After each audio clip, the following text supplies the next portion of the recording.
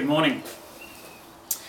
The goal of this video is to give you some hints and tips about selling the Stubby Strip. First of all though, a little bit about your setup. I'd really recommend you don't use a low table. Everybody else in the home show is going to be using a low table, and most of them will be sitting behind a low table. This is a terrible way to do sales.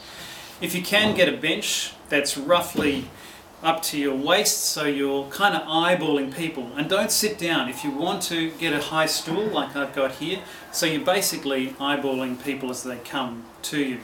Make it a fairly narrow bench too, so you're in the customer's frame of reference. So to the sale. The first thing you want to do is get people's attention. People are kind of drifting back and forwards, and the best way I found to do that is this. There's something magical about the sound of ripping Velcro. People can't help but turn and look at what just happened. Good morning.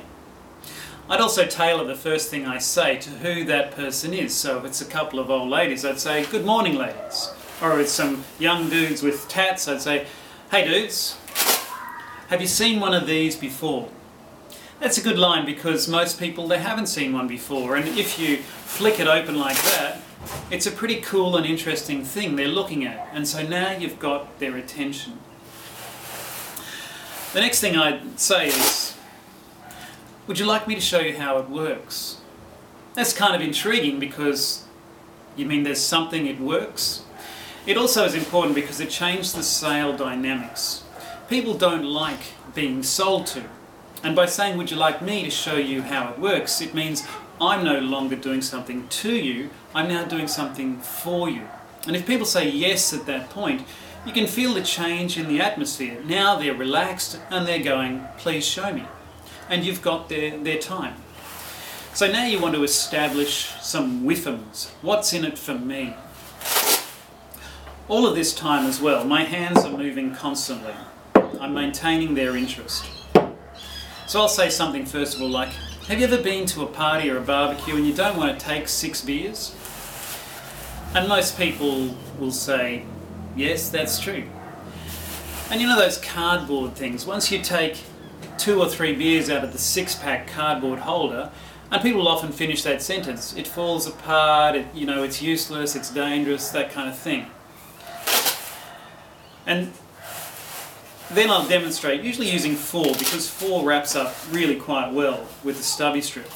And I'll demonstrate how it holds them nice and tight, they won't fall out. And have you ever been to a party and you've forgotten your stubby holder? And again, most people will say, well actually yes I have. Well, you can't do it, it's built in. This is important because sales theory would show that if people have said yes a number of times through the conversation, they're more likely to say yes again to the sale. And so now you've got them saying yes 3 times. Yes, sometimes I want to take 3 beers to a party. Yes, the cardboard things are useless. And yes, sometimes I forget my stubby holder. At this point you've established the majority of the whiffums, what's in it for me. But it's too soon yet to close the deal. And the reason is, the first time people saw a Stubby Strip was maybe 30 seconds or a minute ago. And people simply can't process information that quickly, not to a decision point. So you want to give them some space. So at that point I'll just kind of patter on a bit. And it doesn't really matter too much what it is, but I'll say something like, sometimes I go to the park and I'll take a frozen bottle of water, I just leave this in the freezer. I'll stick that in the middle, maybe a couple of drinks for the kids. It holds cans really nicely. I'll wrap the whole lot around that block of ice, and that'll keep the whole lot cold for up to an hour on a hot day. And again, there's a pretty cool thing they've just seen. They've got plenty of headspace to decide. And another thing I'll do at that point is saying, have a hold of that, feel how that feels. Because if people touch and feel and start to play with, they're much more likely to buy. Also worth noting, I usually just take some empties. I don't usually use full beers, partly for the health and safety. If it falls on the ground, you're in trouble and so forth.